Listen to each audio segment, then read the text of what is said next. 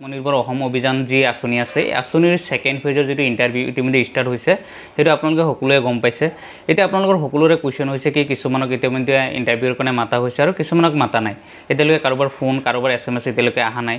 এতিয়া আপোনালোকৰ সকলোৰে কোৱেশ্চন যে এতিয়ালৈকে আপোনাক ইন্টাৰভিউক মাতিবনে নাই তে ফাৰ্স্ট পেজৰ যি 30000 যি যুৱক যুৱতী আছে তেওঁলোকক 30000 যুৱক যুৱতী ফাৰ্স্ট পেজত টকা প্ৰদান কৰিব এতিয়া এই 30000 যুৱক যুৱতী কোনে লাভ কৰিব এতিয়া ফাৰ্স্ট পেজৰ যিখিনি টকা প্ৰদান কৰিব এই ফাৰ্স্ট পেজত কোনে টকা লাভ কৰিব বা সিলেকশন কেনেদৰে হৈ আছে সিলেকশন কেনেকৈ সিলেকশন হ'ব এটো আপোনালোকে সকলোৱে জানিব বিচাৰি আছে যে আমি টকা পাম নে নাই বা আমি সিলেকশন পাম নে নাই বা এটো ফাৰ্স্ট লিষ্টত আমি টকা পাম নে নাই এটো আপোনালোকৰ সকলোৰে এটা কোৱেশ্চন হৈ আছিল হেতু কাৰণে মই আপোনালোকৰ এই কোৱেশ্চনৰ ওপৰত ডিপেন্ড কৰি আপোনালোকৰ যি কমেন্ট কৰিলে কমেন্টৰ ওপৰত ডিপেন্ড কৰি মই ভিডিওটো বনাইছো কাৰণ এটা কথা আপোনালোকে মনত ৰাখিব কিছুমান কথা মই ভিডিওত ক'ব নোৱাৰো হেতু কাৰণে মই ডাইৰেক্ট আপোনালোকক কিছুমান কথা ক'ব নোৱাৰো আপোনালোকে এনেকুৱা নহয় যে আপোনালোকে একো বুজি নাপায় আপোনালোকে সবেই বুজি পাইছে সবেই জানে যে টকা কোনে লাভ কৰিব আৰু কেনেকৈ টকা দিব কাৰণ এটা কথা আপোনালোকে ভালকে জানে টকা দি আছে কোনে চৰকাৰে আৰু সেই টকাটো কাক দিব হেতু আপোনালোকে জানে চৰকাৰে যেতিয়া টকা দিব এই টকাটো কাক দিব হেতু মই নকলো আপোনালোকে বুজি পায় ইতিমধ্যে যেটো লিষ্ট ইতিমধ্যে সিলেক্ট হ'ব যেটো টকা ইতিমধ্যে প্ৰদান কৰিব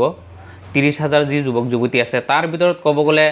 মই যিখিনি ইনফৰমেশন পাইছো 80% অলৰেডি যেটো সিলেক্ট হ'ব লাগে লিষ্ট হেতু সিলেকশন লিষ্ট অলৰেডি হৈ গৈছে 20% লিষ্ট এতিয়ালৈকে বাকি আছে 20% কোনে পাব এতিয়া সব সেই 20% এর ভিতৰত আপোনালোকৰ ওপৰত ডিপেন্ড কৰিব আপোনালোকে প্ৰজেক্ট ৰিপোৰ্ট কি দিলে আপোনালোকৰ ডকুমেন্টস কি দিলে আপোনালোকে ইন্টাৰভিউ কি দিলে তাৰ ওপৰত ডিপেন্ড কৰিব তাৰ পিছত সকলোৰে আৰু এটা কোৱেশ্চন আছিল যে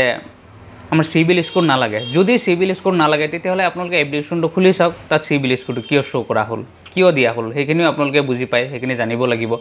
কাৰণ জুনে টকা পাব এখিনি কোনোবাই সিভিল স্কোৰ ভাল থাকক বেয়া থাকক যেতিয়া সিলেকশন হ'ব হেখিনি আপোনালোকে পাব এতিয়া সিলেকশন কেনেকৈ হ'ব মই ডাইৰেক্ট কৈছো যদি আপোনালোকৰ চৰকাৰৰ মানুহ হয় তেতিয়াহলে আপোনালোকে প্ৰথম ফেজত আপোনালোকে টকা পাব আপোনালোকে সিলেক্ট হ'ব যদি আপুনি চৰকাৰৰ হৈ কাম কৰি আছে এটো প্ৰথমতে পাব এটো হসা কথা ইতিমধ্যে যেটো লিষ্ট ইতিমধ্যে হ'ব লাগে তাৰ 80% লিষ্ট ইতিমধ্যে আহি গৈছে 80% অলৰেডি সিলেকশন হৈ গৈছে বাকি 20% বাকি আছে 20% এতিয়া আপোনালোকৰ কিমান ক্ষমতা আছে আপোনালোকৰ কাৰ লগত কিমান ভাল আছে তাৰ ওপৰত ডিপেন্ড কৰিহে আপোনালোকে এই টকাটো লাভ কৰিব গতিকে আপোনালোকৰ কিছুমানক এতিয়ালৈকে ইন্টাৰভিউত মাতা নাই বাকি হয়তো সময় আছে আপোনালোক হয়তো মাতিবও পাৰে মাতাৰ পিছত আপোনালোকৰ যি ডকুমেন্টস আছে তাৰ ওপৰত ডিপেন্ড কৰি যদি আপোনালোকে যদি সিলেকশন হয় তেতিয়াহলে হয়তো পাই যাব যদি আপোনালোকৰ যদি তেনেকৈ সিলেকশন নহয় আৰু যিখিনি সিলেকশন অলৰেডি হৈ গৈছে কোনখিনি মানুহে পাব কাক দিব লাগে অলৰেডি চৰকাৰে হেখিনি ডিসিশন লৈ লৈছে কাৰণ ডাইৰেক্ট টকাটো বেংকে আপোনালোকক নিদিয়ে টকাটো দিব কোনে চৰকাৰে